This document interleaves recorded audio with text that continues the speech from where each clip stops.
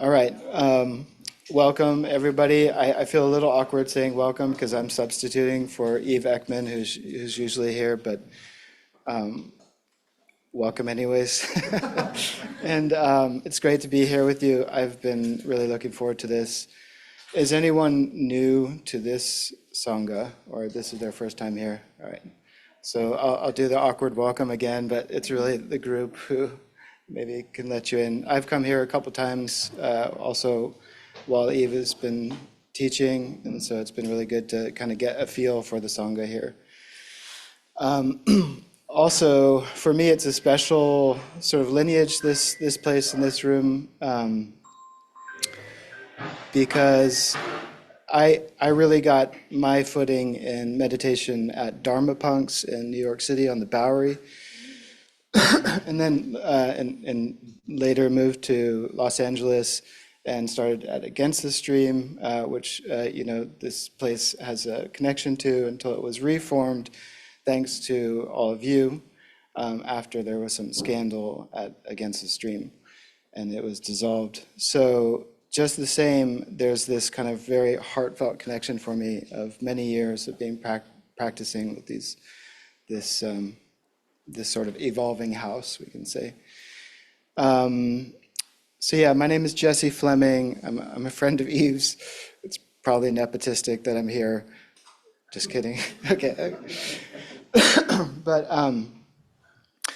I've been practicing a long time with Shinzen Young. Does anyone know Shinzen Young as a teacher? We've got a couple. Shinzen was actually introduced to me by Michael Taft, who I've heard some Taft speak in this room also, is another teacher in the Bay Area, who's kind of great. And there was just something about it when I went to this, it was this one class on impermanence, and I went in and like everything was different all of a sudden. Something just, sat for me in a way that I hadn't, after years of practice, hadn't quite gotten to.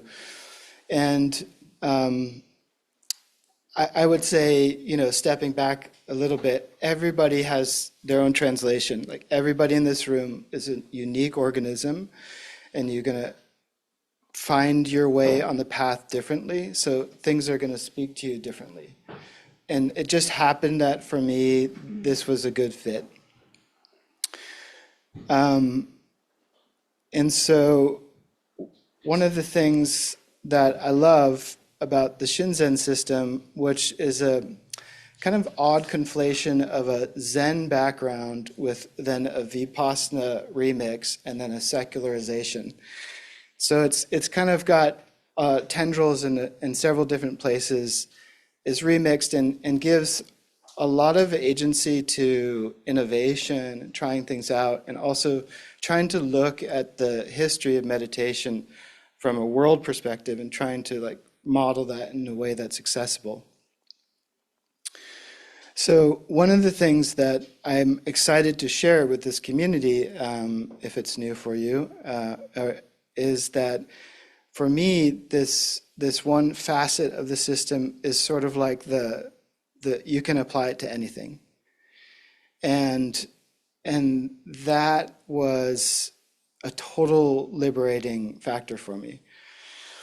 I would say that a lot of us have tried everything else before we come here, and that's kind of been my orientation, trying to work on this project of being human, trying to be comfortable, trying to be in relationship, and eventually maybe some things happen, or you hear about something and you wind up in a room like this.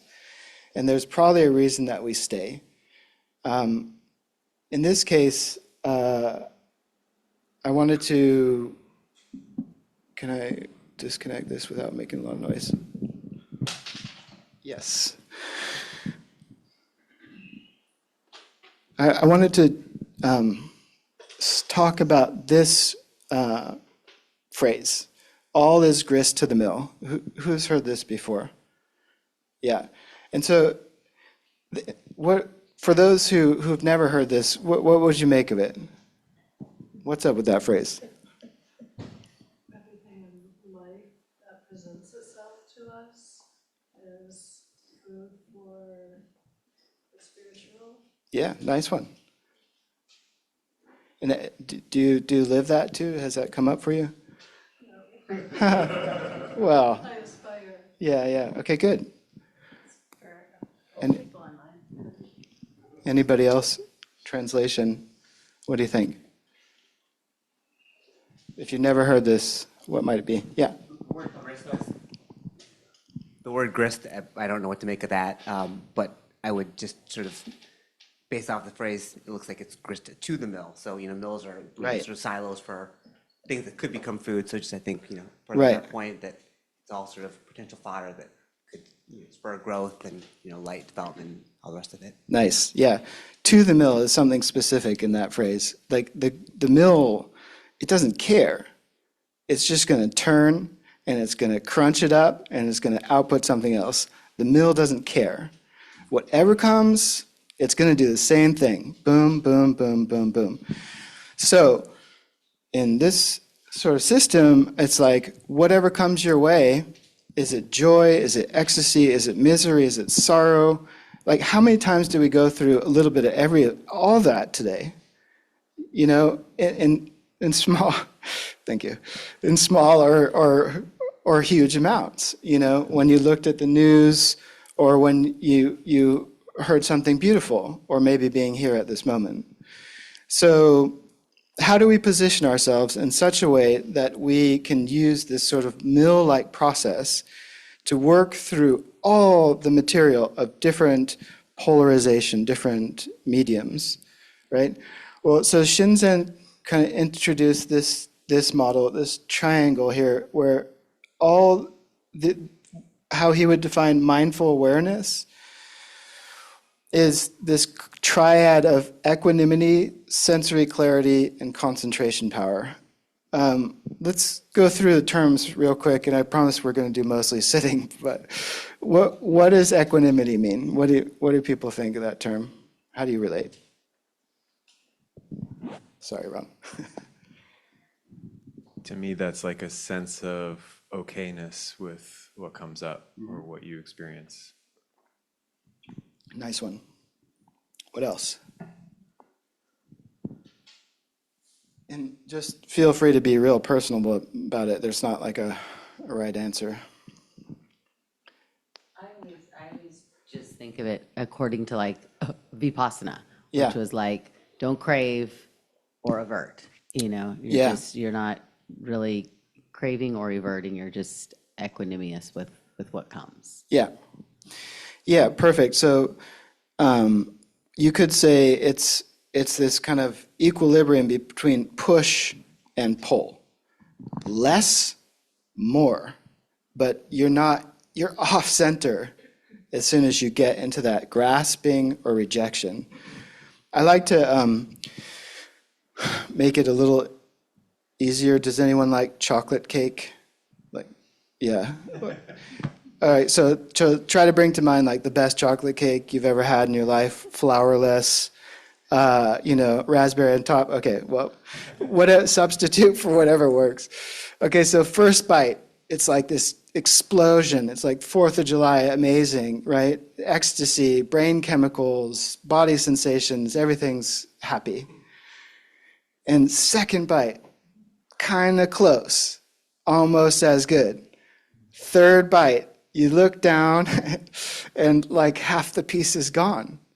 And then what happens? I just ate 1,000 calories. Okay, so there's a push. Okay, what about a pull? What would a pull might be?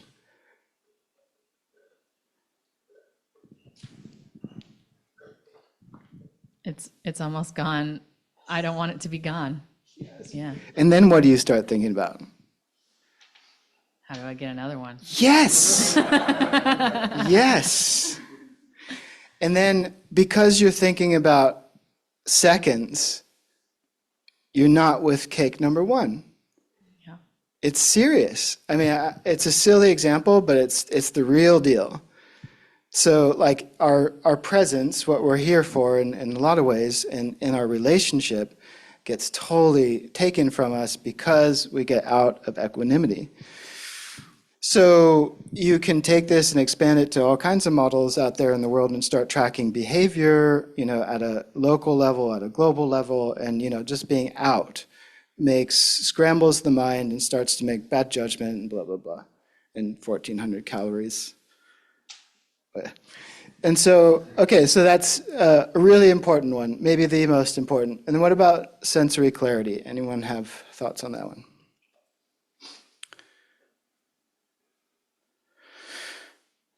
Do we sense stuff? Okay. So what do you think sensory clarity is? Yeah. Maybe when your mind can quiet enough and you can be present enough to just fully take in and be present with all the different senses. Okay. Thank you.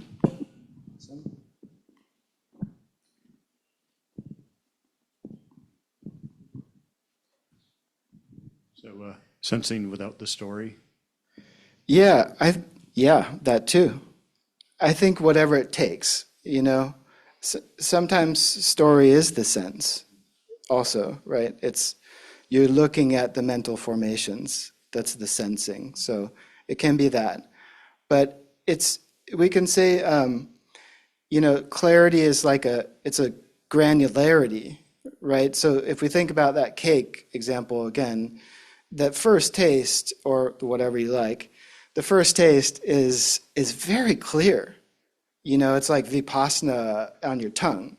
It's like it has this essence and that thing, and the texture is like this, and the melt point is like that. And blah, blah, blah, blah. So sensory clarity, has anyone had in meditation a really intense, almost overwhelming sensory clarity? Like things are, really granular and vibratory and all that stuff. So sensory clarity, it goes up and down, or we know what being numb is like on the other side, or like not being able to hear, maybe because we're in our mind, or maybe because something else. All right, and then concentration power. Anyone? What might concentration be good for?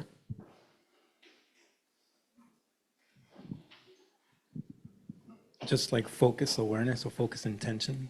Yeah, thank you. Yeah, so we could almost say it's the ability to put your attention on something and keep it there as long as you want also, which goes back to equanimity, which goes back to sensory clarity, which goes back to concentration, which goes back to equanimity, right? Because in order in the cake example equanimity is like a muscle, by the way. You train it, so you can build it up.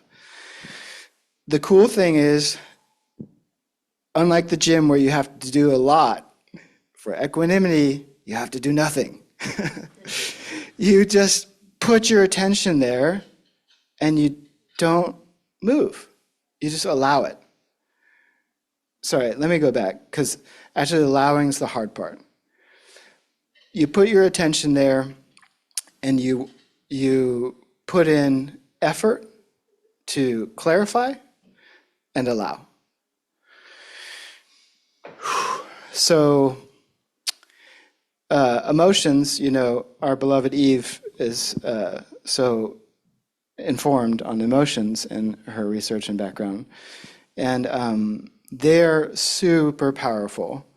And so in this process, to deal with emotions, it's like we want to become like mist. Like, we want to stay in a particle-wave duality. We want to stay in the wave. Because the wave, as you are mist, moves through rather than hits.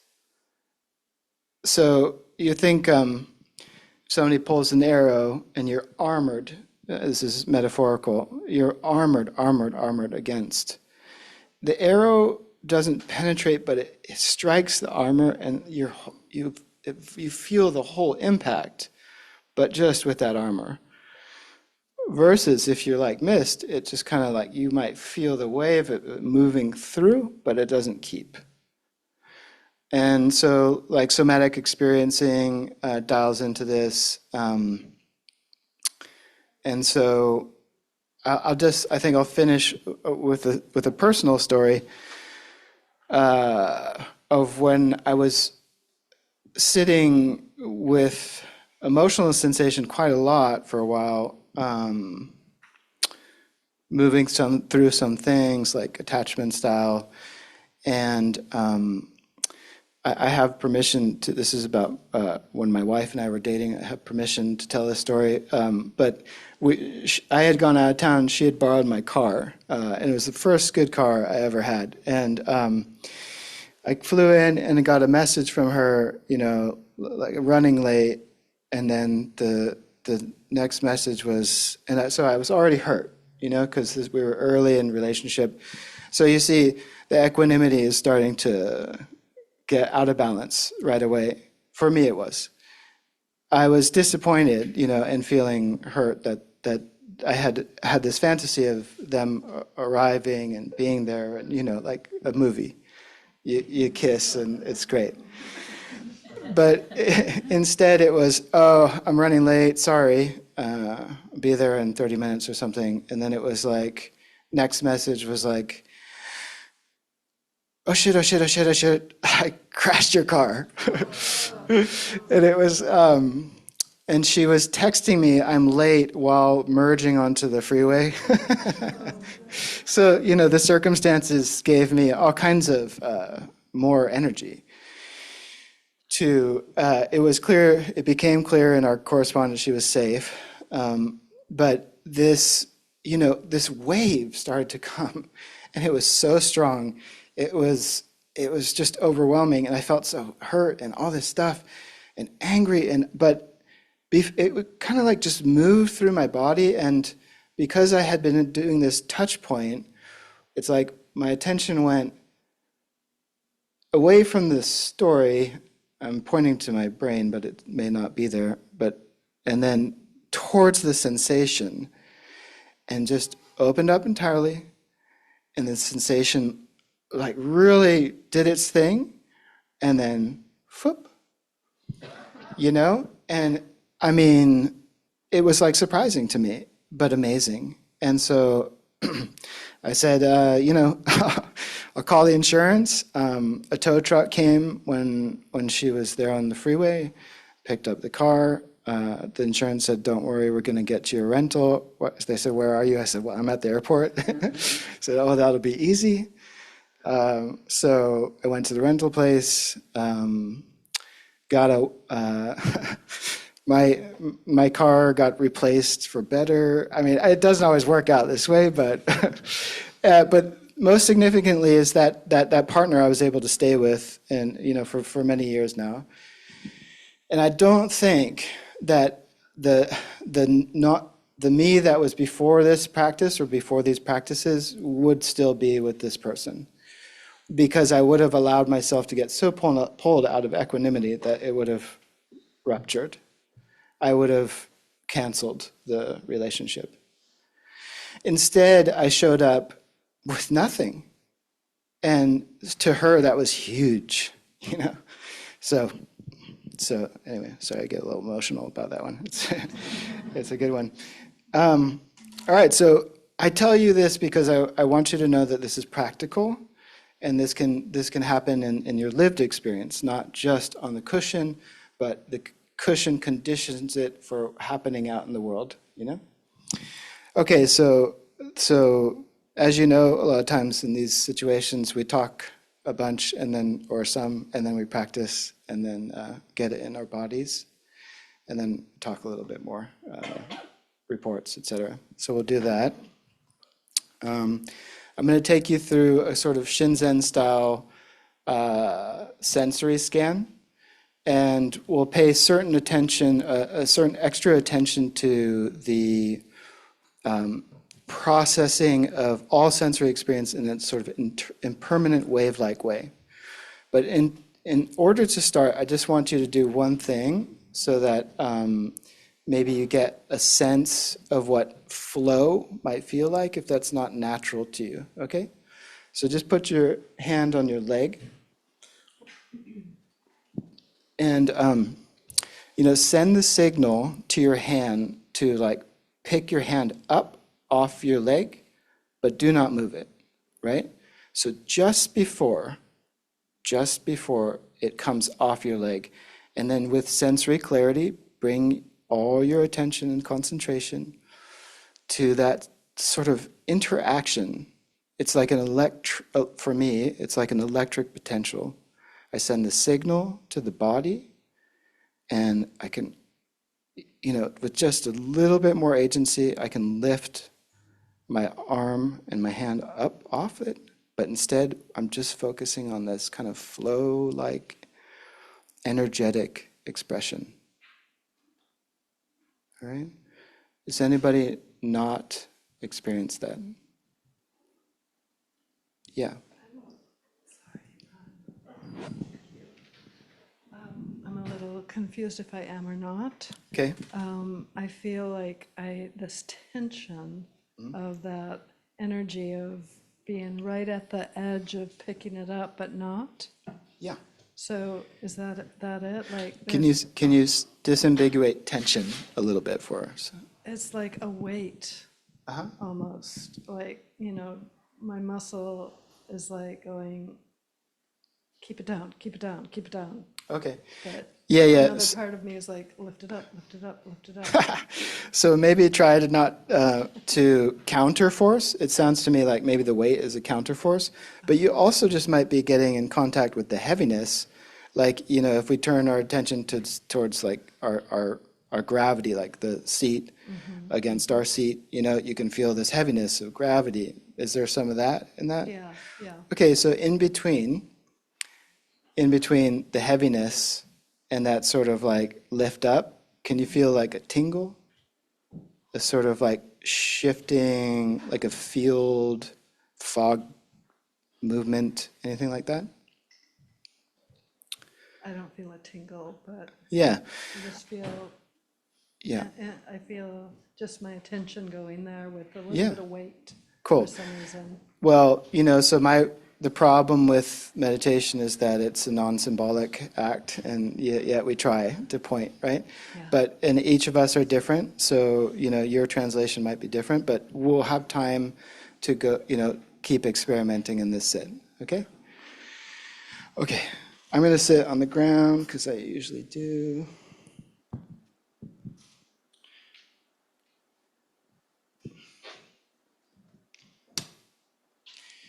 Let's see.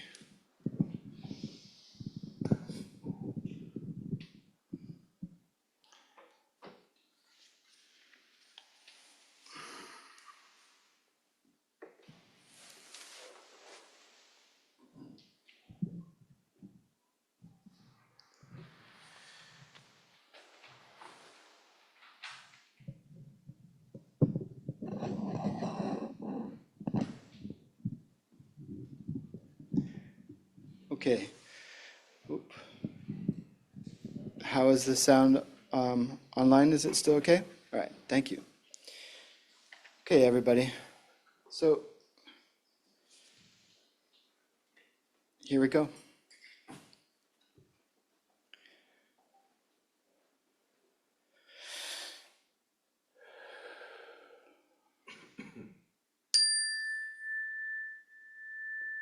So I'm going to ring the bell 3 times. First time, just let it be there neutrally.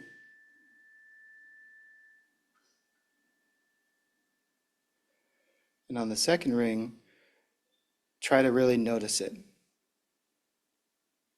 What does it sound like?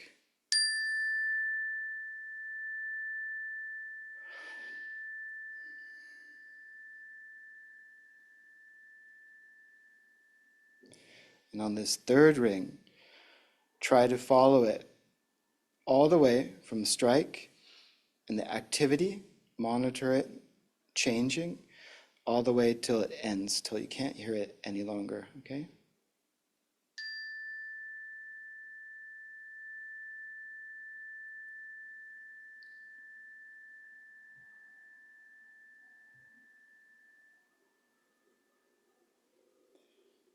Good. And you can see how that sound maps to the sounds around us, the sounds in this room, outside this room, maybe even the sounds in our head, the sound of my voice,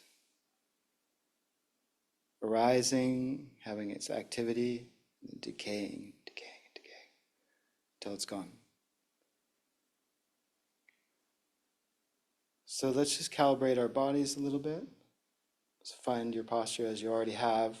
See if you can stretch up a little bit more. So you bring in a level of alertness. So then we introduce a counterbalance. We let our shoulders settle down. It's like a string pulling at the top of our head, giving us a nice erect spine. And our shoulders settle down, and our roots, our seat muscles, our legs, our feet root into the ground like a big boulder, immobile. So we have these two polarities, up and down, effort and release. And in between these two polarities, this heaviness at the bottom, this loftiness at top, see if you can find a bit of a neutral space in between, like a nothing, a bit of a float, zero gravity kind of feel. So just play with that for a bit. And if you find it or when you find it, try to commit. Again, this upward energy, alertness, this downward groundedness, and the sort of still point in between. All right, very good. Thank you. And now a really important part is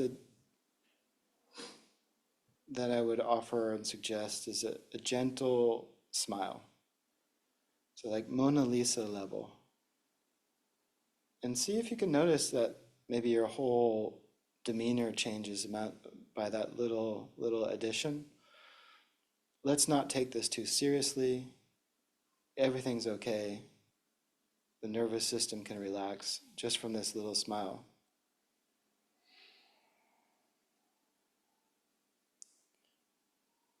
So we just stew in that for a second. This calibration of body and emotion. And you might want to now start to introduce the breath into this posture. Just letting the breath like simply join this posture. You are welcome to modify your breath like a pranayama, or just let your breath breathe itself.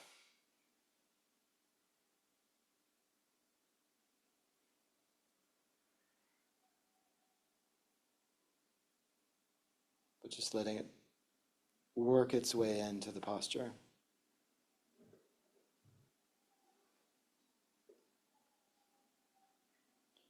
It's like the keel on a sailboat, keeping you from capsizing.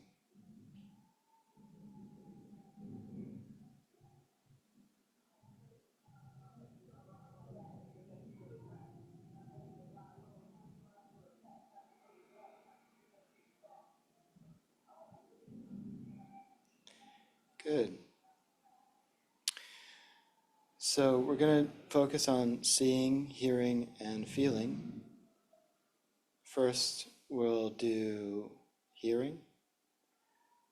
Just let your ears, your senses catch whatever is around.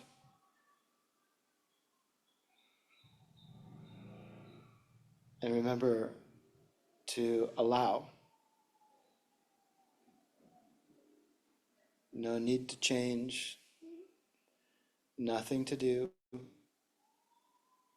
Just noticing things as they are.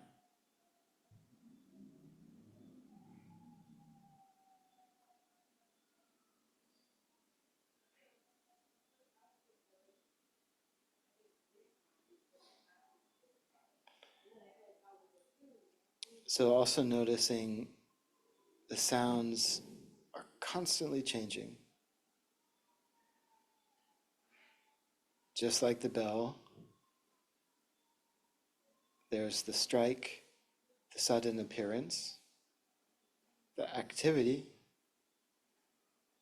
and the decay, which precedes the vanishing. So impermanence. Everything's like this.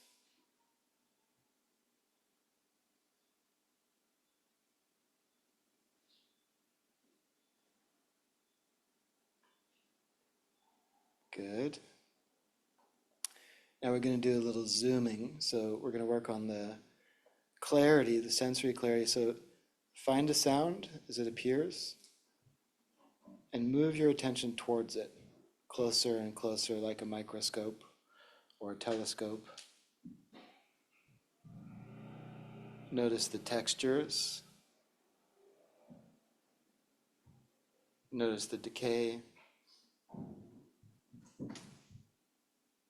Notice the locality and spatial dispersal.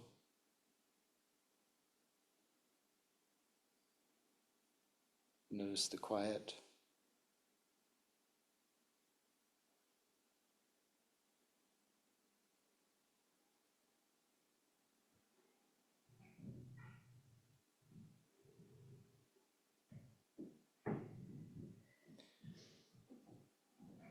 And if your concentration starts to wane, just zoom in a little bit more. Get closer, closer, closer, closer.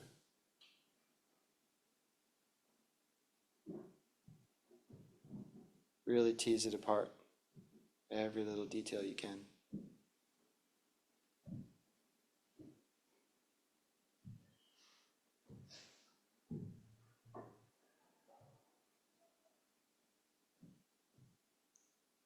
Good. All right, so that's zooming in. Now we can zoom out again. Just hearing everything around us all at once.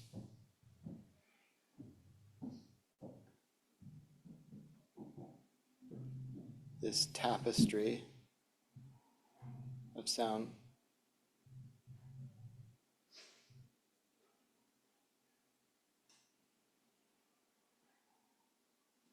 All right.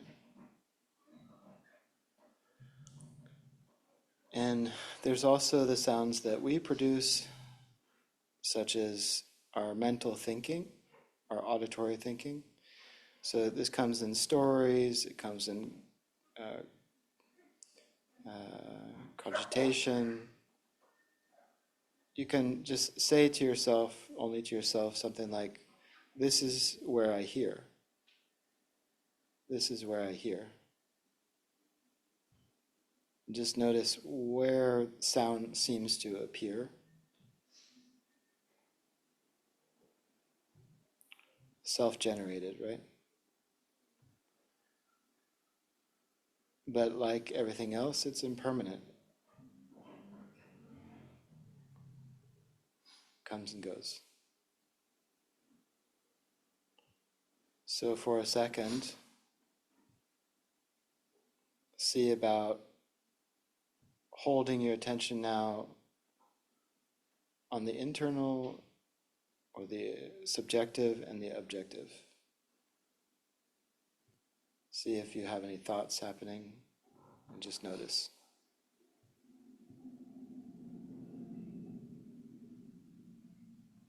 Noticing the outside sounds, the inside sounds.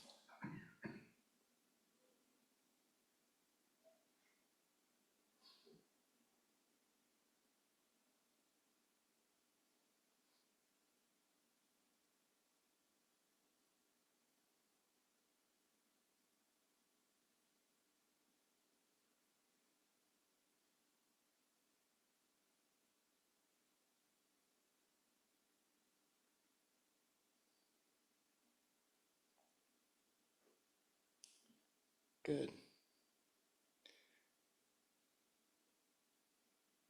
So if your eyes are closed, we'll keep them that way for a second. If they are open, that's cool too. You can just do like a soft gaze, looking down. But with your eyes closed, if that's comfortable, just notice this sort of like series of light and dark appearing, sort of like a projection screen, internal kind of visual experience.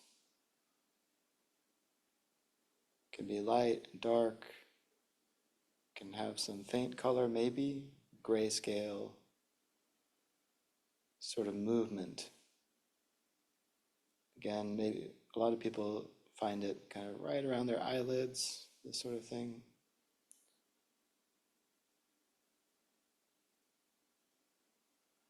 And then while you're looking at this space, wiggle your right big toe and see if an image of your toe appears in this space, like a clear image. Or call to mind your last meal, what you last ate. See now if you see that image of the food. And notice it cannot sustain. Comes like the strike of the bell, vibrates, passes. So memories, planning, fantasy, all happen here.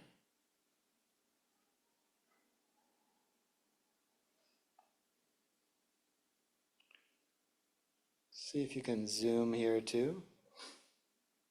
Zooming in, zooming out, noticing the details. When somebody walks by making noise, do you see a slight ghosting of who they may be?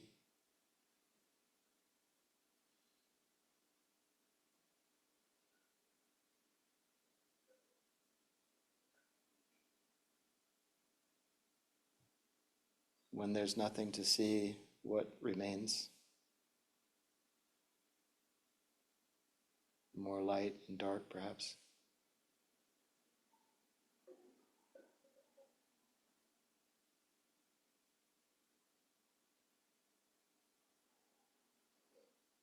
All right.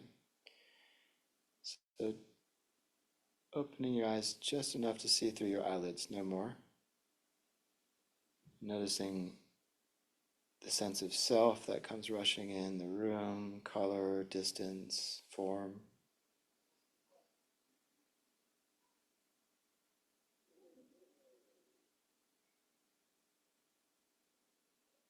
If we were to look left and right, what's in front of us would change. We'd see something else. If we look behind us, we'd see something else again. Everything's changing, changing, changing.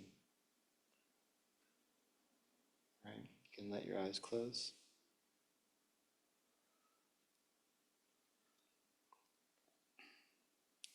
Good. So no matter what's coming up, see again if you can, release the cake. Just release the chocolate cake. Just allow it to be as best you are able.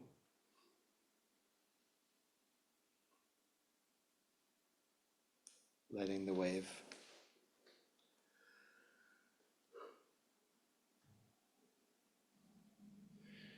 All right, and then we're going to go into feeling. So first, just notice the sense of gravity here.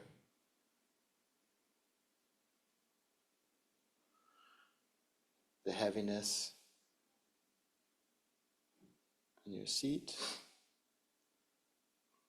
The expression of your body, the interoceptive phenomena. What temperature are you? Can you feel the air in the room on your skin?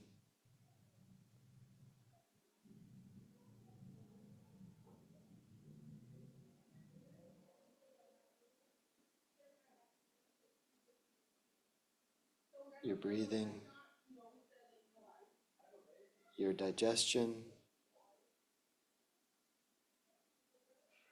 all these objective sensations that are happening. Maybe you have an ache, maybe you feel light, maybe you have a headache, maybe you feel at peace.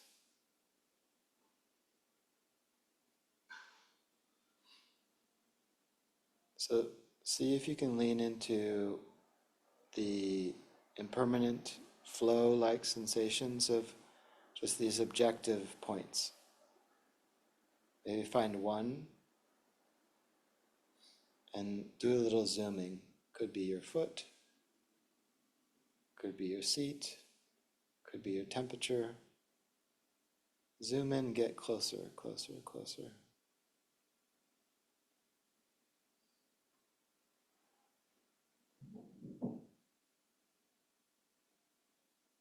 What is it like?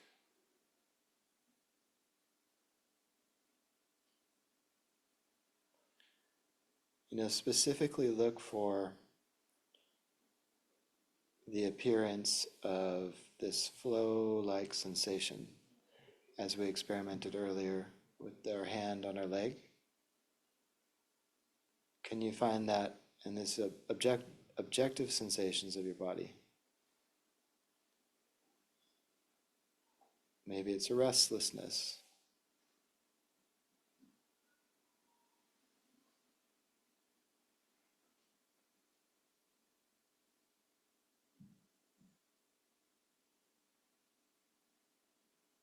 All right, good. So we're going to look for a little emotion now. So within this container of objective sensations, there's often the subjective, just like we have talk or internal visual experience. We have emotion doing its own thing,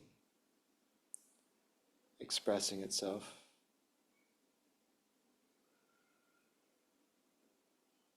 So just keeping your attention on the body, the mind. Can you find any emotional experience?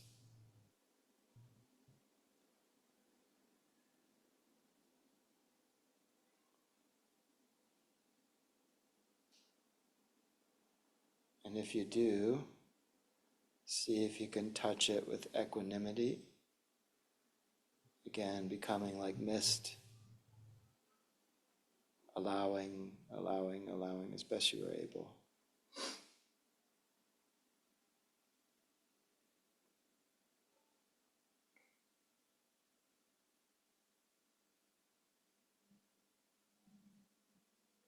So here too we can do some zooming. Find the emotion. You can bring your attention really close until it starts to fall apart. It starts to become a constellation of events rather than one thing, rather than one story. We can zoom out and become so spacious, it happens that way too. See if you can do a little zooming and feel the impermanent flow. If you like, you can do a little trigger practice. You can call to mind something unpleasant or something totally pleasant and loving, something neutral, to see if that evokes an emotional presence and awareness. Can be the news, could be the love of a close one or an animal, whatever works. Only if you wish.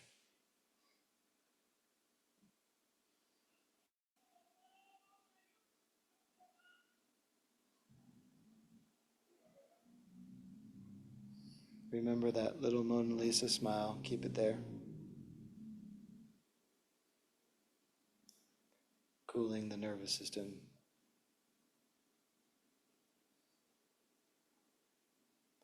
Letting the waves flow through.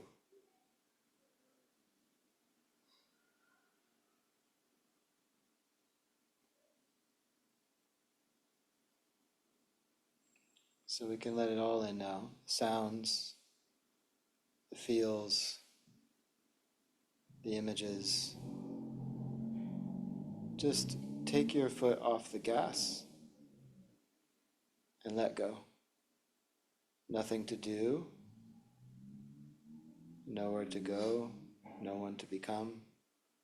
Just letting the waves be as they are, as they present themselves.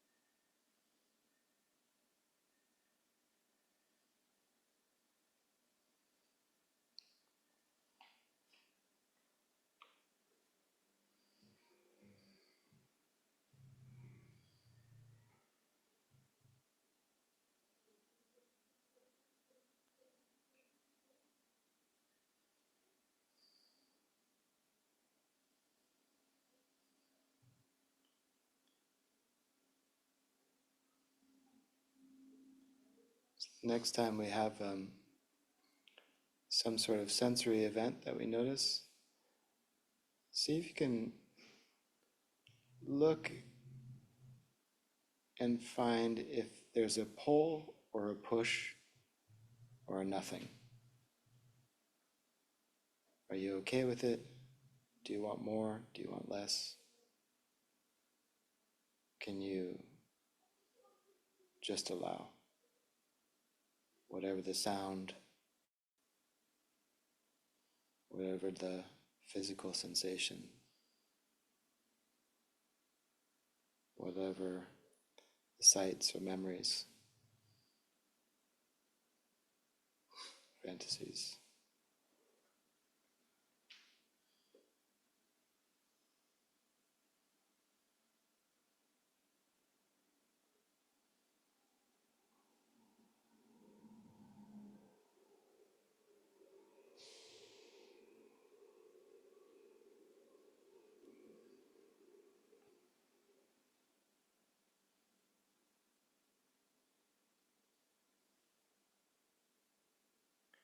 I'm going to stop talking for a few minutes, just let's all go in on our own for the next few minutes.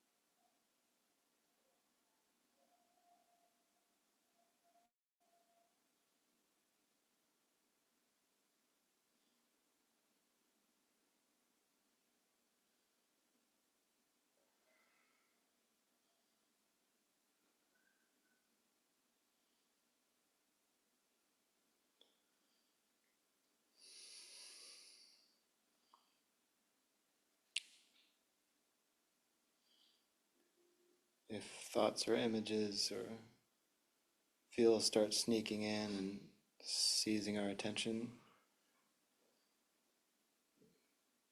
just make contact and do nothing once again. one time, 1,000 times.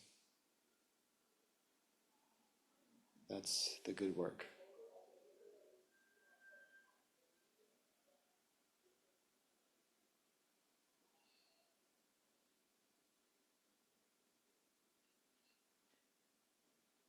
Allowing the waves.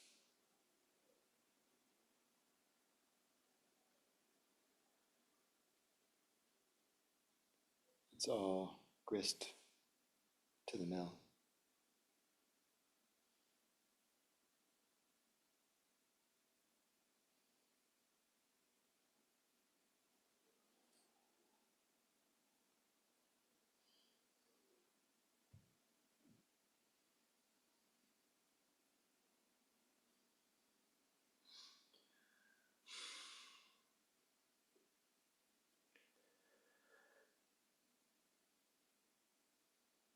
Right, so we're going to turn our practice towards others now. Whatever you're getting out of your practice, why don't we just take that in? Let it land like a present, a gift to ourselves. All the love that we are deserving of.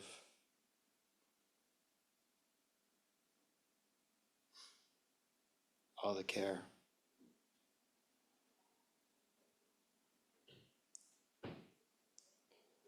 And start to upcycle that out to the world, starting here with this group, with this sangha, everybody here tonight. First time, many times.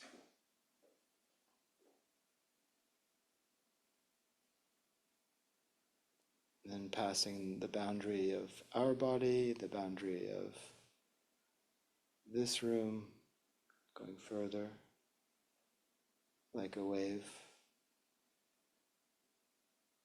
out into the city.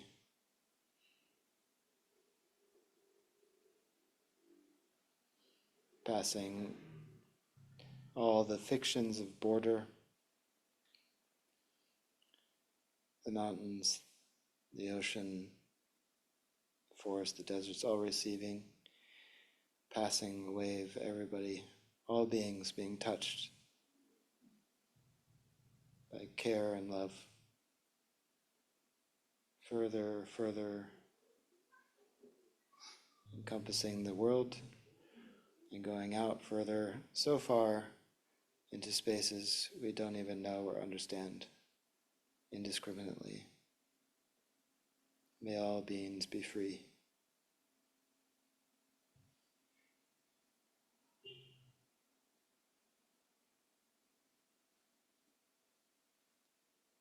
And in a moment, I'll now ring the bell. See if you can not move or shift until you can't hear it any longer.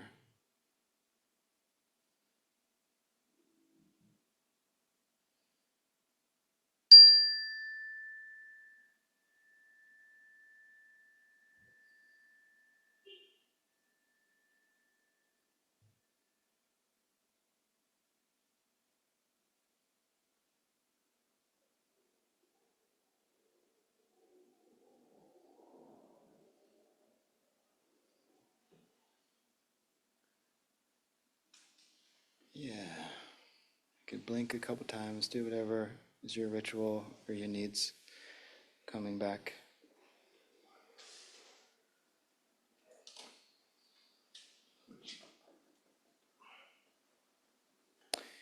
Thank you, everyone. Really good to practice with you. Total honor. Okay.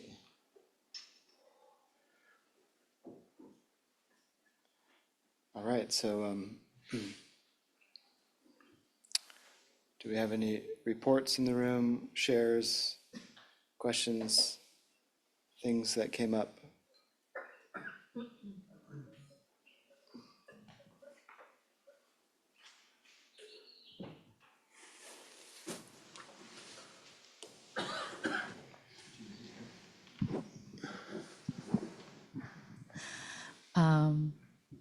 That was actually really, really incredible for me. I have been, people from this group probably heard me talk about it, but I have this constant feeling in my throat like I need to swallow. Like it's kind of become like a weird obsession in a way. And it's trying everything to try to calm it. And the getting really close to the sensation is so powerful. I felt it like squirming around. Like, where is it? Pinpoint. And then when I finally settled, I was like, whoa, it's not as distressing as I thought. I really unlocked something, I think, at least for that time. I hope this is recorded, so I'm going to listen again. Yeah, I just think that first sensation, I mean, all of us deal with aches and pains from time to time or other weird things like what I'm describing. And yeah, that's just a really cool tool, getting close to it. Thank you. Yeah, good. Yeah, if I can say, like, relate to that a little bit. There have been times, this material, and as taught also through Shinzen, there's like a Breaking Through Pain book that he put out. I have also found it to work really well with discomfort, and just as what you said, it's like I had pain in my knee for a while, and it was like, I'm gonna lose my legs. Nobody's gonna love me, I'm gonna be unhireable, and it just gets bigger and bigger and bigger. And then if we just turn towards, zoom in and open up as best we can, it's like, well, where is it exactly as you described? It's squiggly. It's a constellation. Oh shit! Yeah. It's not a thing. It's not a one thing. It's not macro. And in the micro, it's just this, turning. And in that, I've found very deep, very tranquil. Who here likes hot sauce? That is suffering. That is pain. You're inflicting pain. Who likes deep tissue massage? Okay, you are all sick people. No, but it's the relationship that's different. This is like this palate experience, the heat or the deep tissue, but there's a release in it too. So why that and not whatever else comes? Maybe this sound drives me insane. But if I can get close to, yeah. Thanks. Thank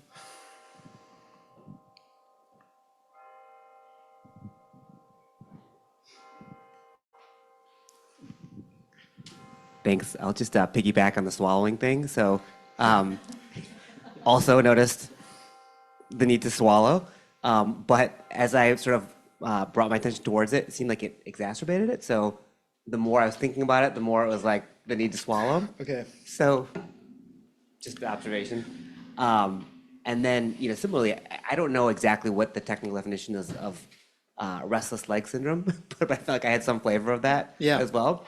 And so just a sensation to just move the legs and stuff. And I was, trying to sort of experiment with, okay, don't resist it, right? Just go with it. And so again, sort of a lot of these pieces and, combination of it being hot and all the rest of it. So just was staying with it, but that was the experience. Awesome. Thank you for sharing a counterpoint, So again, you were saying that for you, the swallowing sensation, when you brought your attention closer to it, it exacerbated it. It did not fall into pieces. It became worse. That's right. Exactly. Cool. Yep. Not cool, but also, so the reason it's good that you bring this up is there's a focusing towards and there's a focusing away. Sometimes we need to move off the spot and find somewhere else, and in order for it to dissipate, and sometimes we need to go closer to. So did you find, if I could ask publicly, did you find, or an answer if you wish, something else that was working for you? Like while that was happening, that quelled the thing? I think sort of and again, I was sort of trying to be, present with all the thoughts that were coming up, the narrative around and all that. Yeah. It reminded me of like when I was like in middle school, like going to like the movies and like sweat, like, the need to swallow and then being self-conscious about like other people like listening to me swallow. And then similarly, I was like, okay, am I distracting people around me, between the swallowing? So I guess, I don't know if that probably is not necessarily what worked. But I was just trying to, trying to be with it. And I was thinking about, I thought it was really helpful when you sort of, at the app time said, salt grist the mill. So I was thinking, okay, right now, some days, of course, things are smooth and they're flowing and it's sort of, there's a high degree of equanimity. Other days, there's sort of more tension and there's more heat. And so I was like, okay, well, this is just, what's coming up today. So. Yeah. So, I mean, thanks again. The good news is, we only have so many bits per second in consciousness, right? Like the reason that, if I say, what does the back of your neck feel like? It's like all of a sudden it's like, oh, it feels like this. But before, even though, our nervous system is processing 1 million bits per second or something, consciousness is like 100. So if something is too destabilizing, we can go somewhere else. It may be the same technique, but elsewhere. I had a family member who was, reached out because they were a breast cancer survivor, and they were having to have these really intense scans that would like kind of grab, it was like a machine that would hold the breast during the scans. Very uncomfortable, very loud, hard situation. So we went through the same process as we did here in class, and for them it was that to go into this physical pain was too much, but the sound. I think it was an MRI. The sound of the MRI was something that really worked for her. So going into that to such a degree that it all kind of came up into the same kind of constellation was a successful means of working with that situation. So I think that's why I say. We're all different translators, different times, different events. So finding a pivot that works. The goal here is that you're feeding the engine. Mindful awareness is the engine, and the fuel is us and our life and our interactions. And it's it. On a really deeper level, I think when we look hard enough into ourselves, we find that we too are this process coming from nowhere, having activity and going away in a small sense, going away in a big sense. But it's all just a field, or waves anyway. Yeah, no, it's really helpful. Just maybe follow-up question. Yeah. One reflection and one question. It makes me think of, so we have a friend who teaches some mindfulness practices to people that have gone through like real trauma, some serious trauma. And so the interesting thing about sometimes, as you mentioned in the situation with your now wife, allowing yourself to feel it and then it passed. In other situations, sort of shifting your attention towards, like, let's say the breath when there's pain or somewhere else as a different anchor, and then that allows it to sort of is a different experience.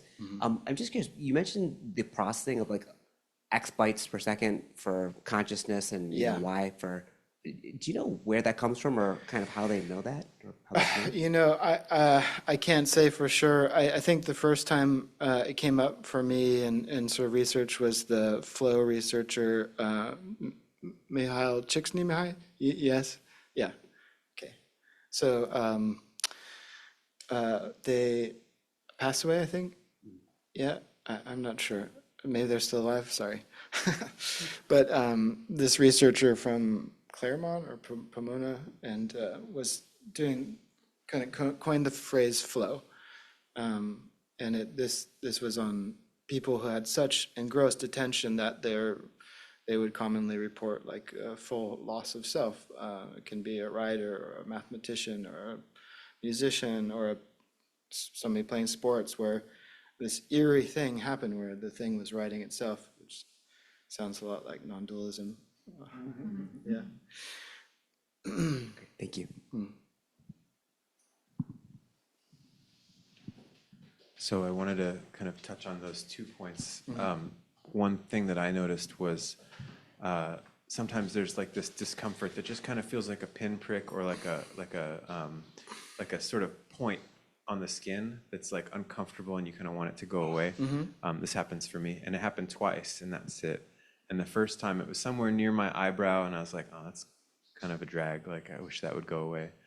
But I focused on it kind of lightly and didn't, I guess I sort of stopped worrying about whether it was going to stick around or go away. And I watched it, and then it did go away. But I didn't see it go away. Like, I was somewhere else by that point. And then another time I felt something on like the corner of my hand, and I really wanted that one to go away. And it never did because I was so focused on whether it was going to go away. So I think that there maybe there's a piece to add to this story where there's like the equanimity. So playing with the zooming in and zooming out, but also playing with the push and pull of it as well. Well, since this is Shinzen night, I'll quote a formula of his, which is, he's stopped teaching recently. He's like 81 or something too. So I feel kind of a special,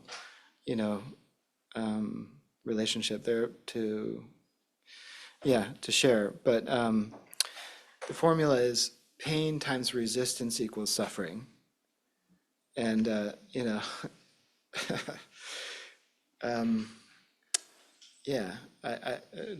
would you say that maps in part to you were talking about like different variants? This one I kind of wanted to go away. This one I really didn't want at all. And yeah, I think was the resistance keeping it there, I guess is my question. Exactly. Yeah, I think that what I noticed as the difference between the one that went away and the one that didn't was there was a wanting it to go away that kept it there. Yes. So, a couple of things. Has anyone ever been depressed? Okay. So, one time I was so depressed about something, and it was like very close, and I went swimming in the ocean. And I was depressed for like weeks, and I went swimming in the ocean. It was like wave riding. If you turn, if you're not present there, you get like, you drink a gallon of water because you're not, the waves come. And I got out of the waves after doing this where I was forcibly hyper present. And I realized I am not depressed right now, and soon the story came back. So that was a real eye opener for me because it was like, oh yeah, I'm refreshing. That's the only way it sticks around. That created the depression, this foggy, murky experience that required, because nothing lasts, and we have 1,000 emotions in a day or more, it's like, in order for it to appear the same, we have to keep refreshing it.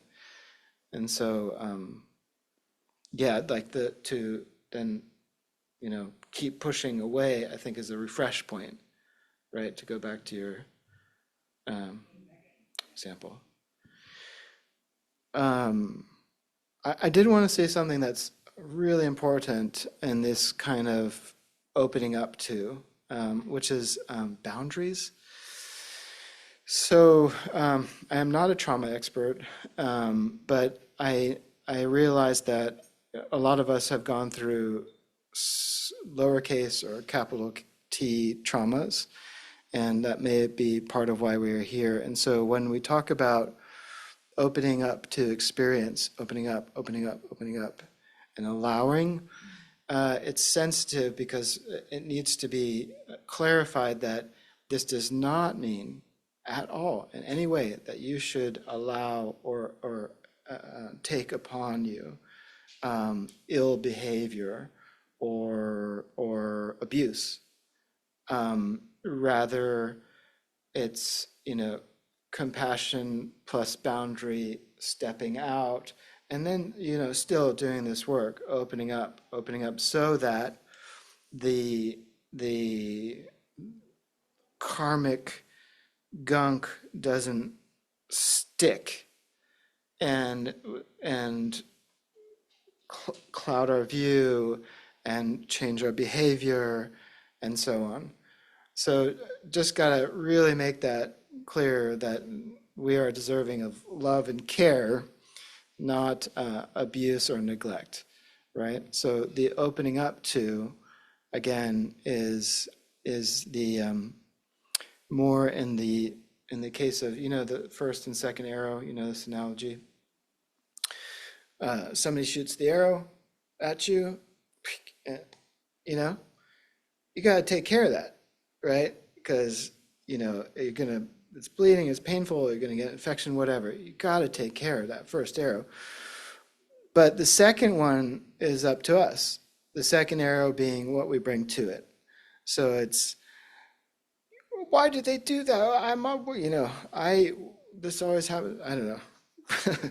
All the stuff that we bring to whatever the situation is, it's more about diffusing the second part so that it doesn't stick and do worse by us. And we can be more present with and be more loving optimally in the world with higher ethics, clearer speech, clearer way of seeing, and all those good things that we talk about here. Any other reports or? Hello. I was curious about how would you describe the embodied experience of impermanence?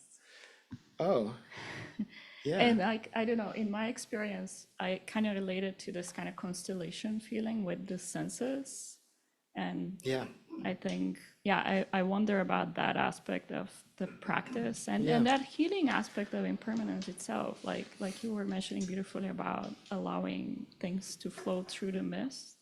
Yeah. And I'm curious, about that kind of related the concept of impermanence, like what is kind of the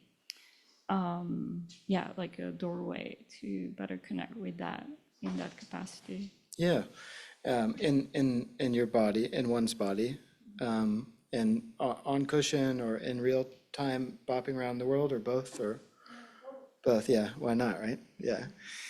Yeah, so the cushion stuff, so the interoception, the sort of perception of our interior, right? So can you feel sensations in your body right now? Are they constant? Can you tell me? Yeah, I really related to the heartbeat, like the sensation of the heartbeat and breathing. But definitely more the heartbeat for me would come up. Cool. So that's a great one. So the zooming is helpful because it takes apart the sense that it is constant.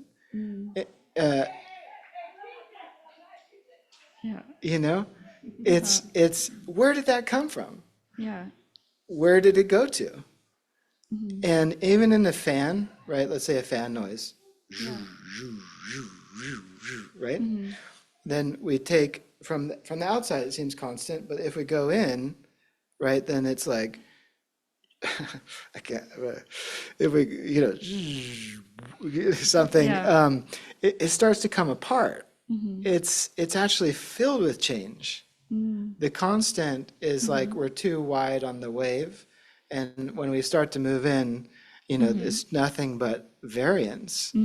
Even the fan, and if somebody walks in front, if there's a fan and somebody walks in front of it, it's going to change, or whatever the interactions are. So I would just say that in stillness, there's nothing but movement. It's just, it's wild. And in the process of living, it is the same. Yeah. So, practically speaking, how do you detect it? Well, you just go in, start looking around, and if it starts to push or pull, you just kind of let go and do nothing, and then keep moving in, and zoom if you want, zoom in, zoom out. Find yourself getting more concentrated. Good. Zoom in, good.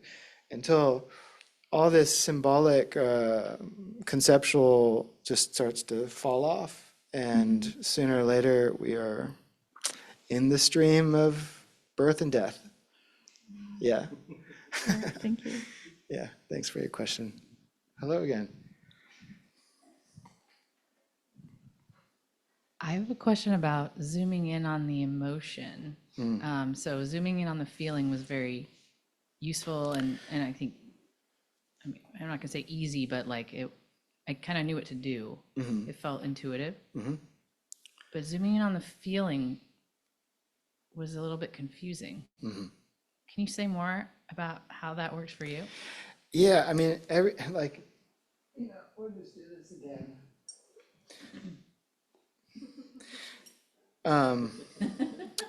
So the bell, right? Let's try it again. Everybody, if you want to join.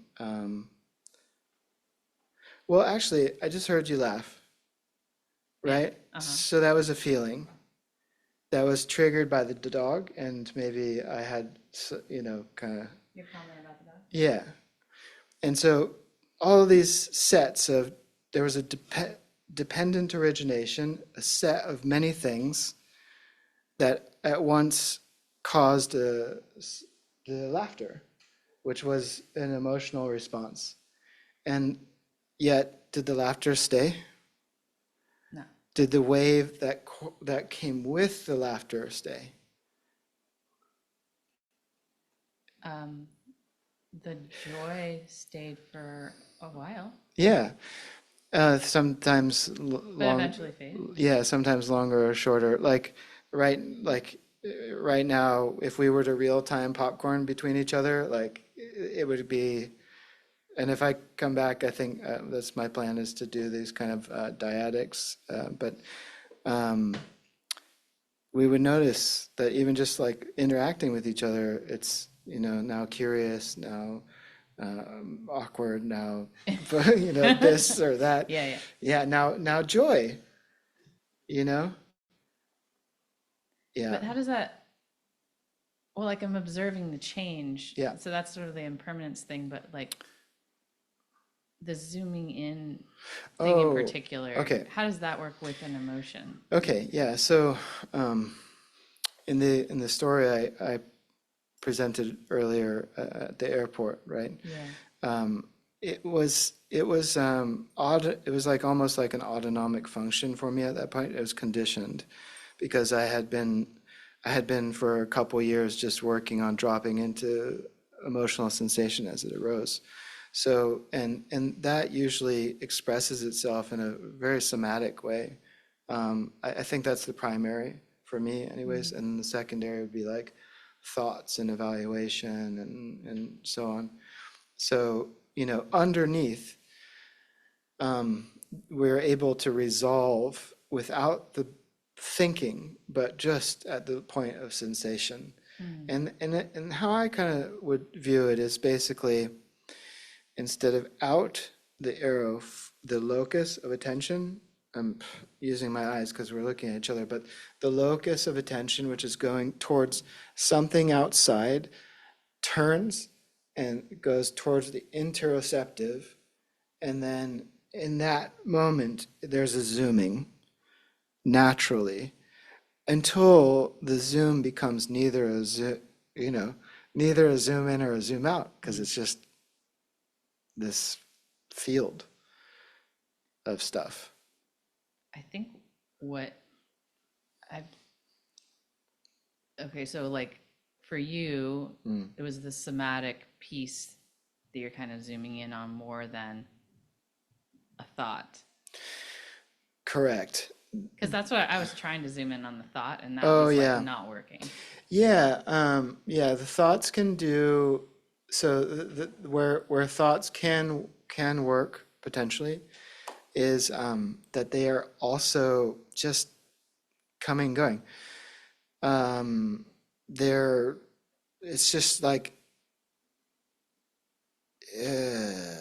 we can sometimes get to the point where we see we experience a thought like watching a film in another language that we don't know. You know, it's like it's just sound, and but we understand kind of through the sound. We understand the other contexts, the affect or the intensity or whatever. So yeah, I think you don't have to ever try to metabolize thoughts in this kind of way, but it can be really helpful. And a lot of relief can come from that, because thoughts just drag us around all the time, you know? So yeah. Yeah, I was just going to say that your comment about the somatic piece of it, I actually think that's probably what I would try to do next time is not zoom in on the thought necessarily, but yeah, the physical sensation it's evoking, or more of that like subtle body piece rather than like the thinking, the actual thought, because then I don't know. Anyway, thank you. That sounds very powerful. You know, let me know. Okay. Yeah. Thanks. Yeah.